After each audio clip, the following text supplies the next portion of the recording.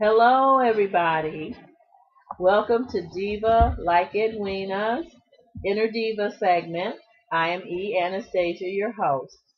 This is part three of the overview of bipolar disease, or what is commonly known as bipolar disorder. In the second part, I read towards the end of the second part of the video warning signs that someone may be bipolar. And I'm just going to just go through the list. I'm not going to read each point. But warning signs are sudden changes in behavior, poor concentration skills, extreme arrogance, inappropriate anger, excessive meddling, sexual compulsion, imaginary aches and pains, inappropriate risk taking. Now, everybody that has been diagnosed with bipolar disorder, I can't say that everybody has every single point, because some of these points I don't have, or so everybody's bipolar is a little bit different, and yet something will I have found other people suffer from. Now, the imaginary aches and pains part, uh, I don't know about that, because all the aches and pains that I have been experiencing have been quite real, and I have been in so much pain to where it raised my blood pressure. That's how much pain I'm in. That it actually messes with my blood pressure, and that can be measured. So what they're talking about here with imaginaries, you go somewhere, you might go to more than one place, and they're saying they can't find anything. And so the pain may or may not be imaginary. It may be a situation where they haven't figured out what was going on with the person. So I kind of take a little exception to the imaginary aches and pains part. So that's the only thing I really take exception to.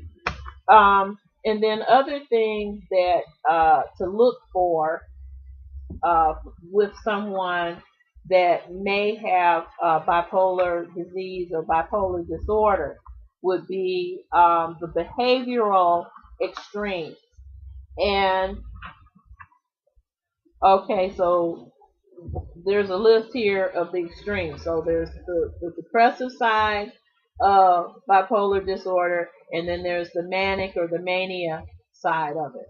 So the manic or mania side, let's say this person's a busy bee, and then the depressive side is this person's a slug. So it says a busy bee slug. Okay. Person who is always either doing many things at once or else utterly listless and lethargic. Okay, and then we got life of the party, recluse. Person who tends to either be charismatic or the center of attention, or else cannot wait to unplug the phone and stay away from everyone. Okay, and then we have chatterbox, silent type. Person who either cannot shut up or else never says anything. Then we have the optimist, pessimist. Person who either acts like he's on top of the on top of the world, or else seems to find nothing good in life at all. In the optimistic phase, there is often a strong belief in superstition or mystical predestiny. Then, in the downward swing to pessimism, life seems utterly meaningless and chaotic, or else fated to bring ruin to the self. While external behaviors are often signs of being bipolar, internal thoughts can also indicate the disorder. Much like behaviors, private thoughts also tend to gravitate toward the extremes. And I am reading from the Everything Health Guide to Adult Bipolar Disorder by John P. Block, PhD. And I got this copy at half price books for $7.48. Okay, so that's what I'm reading from. Okay, so let's talk about these internal thoughts. Okay, so we got the manic side and we got the depressive side. Okay, so the manic side is I am happy, confident, and loved. Depressive, I am sad, frightened, and alone.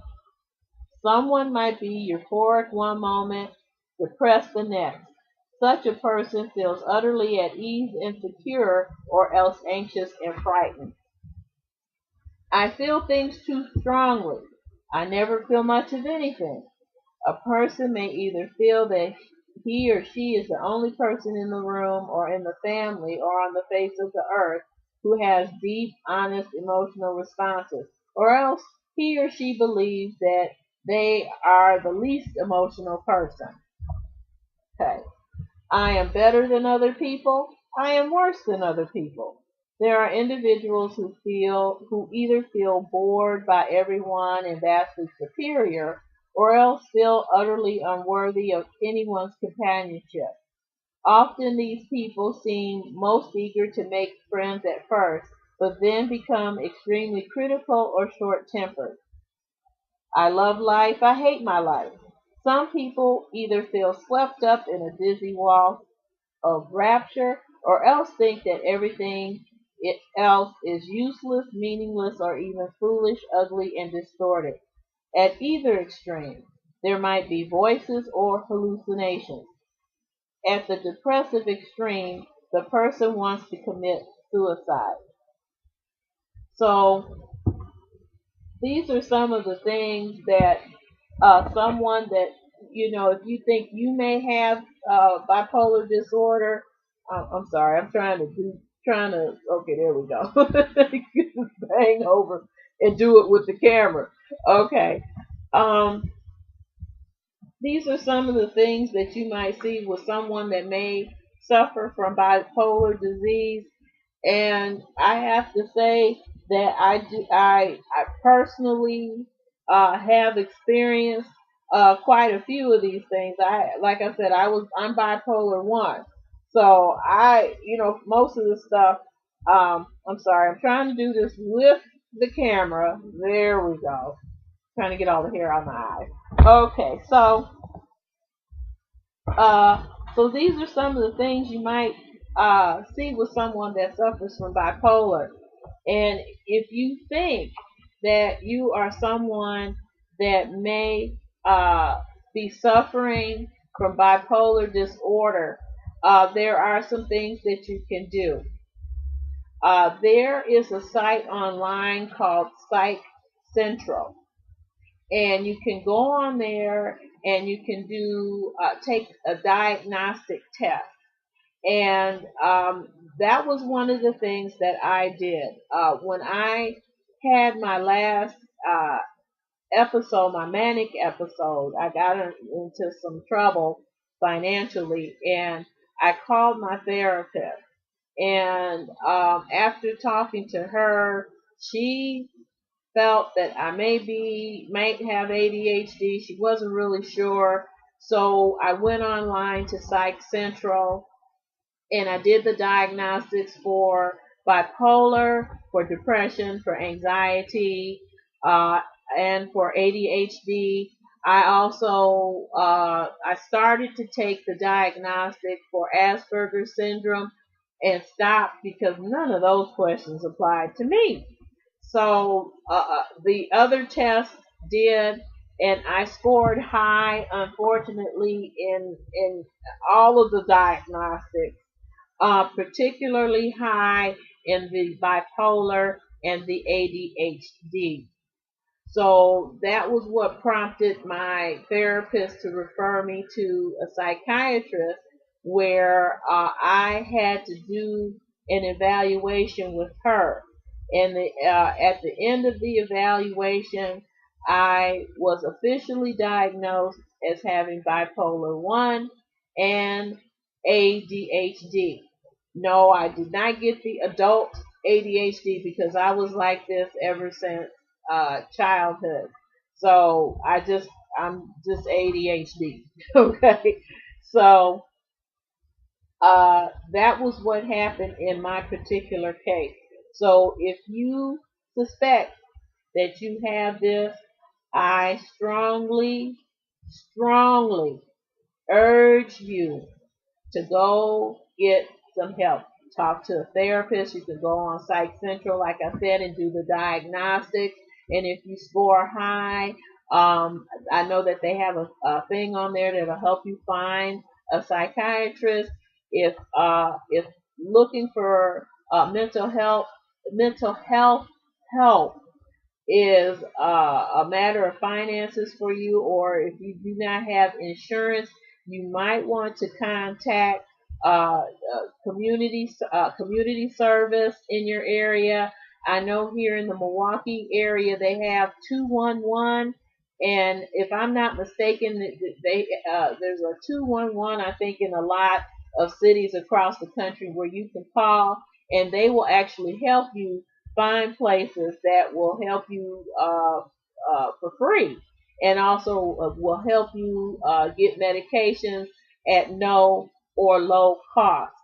So I urge anyone out there, and I'm sorry I'm looking away and doing all because I'm checking my time, because I think I need to wrap this up on part 3.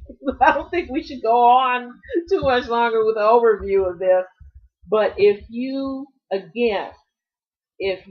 suspect that you might be suffering from this, and if you are someone that is a loved one or a family member of someone who you think may have bipolar disorder, by all means, if you are a loved one or a family member or a friend, please encourage that individual to get the help that he or she needs.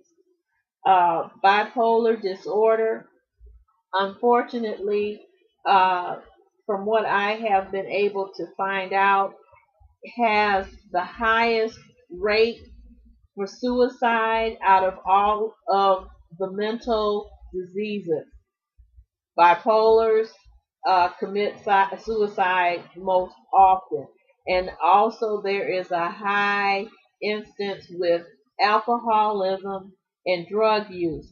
So if you're dealing with somebody that is addicted to alcohol and drugs, it may be more than just the addiction going on. He or she may actually be medicating his or her bipolar disease. So do what you can to encourage the person. And again, if you are an individual and you think that what I just went over briefly in this book is you, by all means, do something about it. You have to take care of yourself. You are responsible for yourself. Now, people can encourage you, they can help you, take you to the doctor, give you a little money to get your prescriptions or whatever to get you going. But at the end of the day, you are responsible for you and your health. Okay? So if you think it's you, and I'm going to say this one more time before I finish up here, get some help. Don't just ask one person. Do research. Take the diagnostics online. They got them online. Call your 211 or whatever your community resource is in the area in which you live.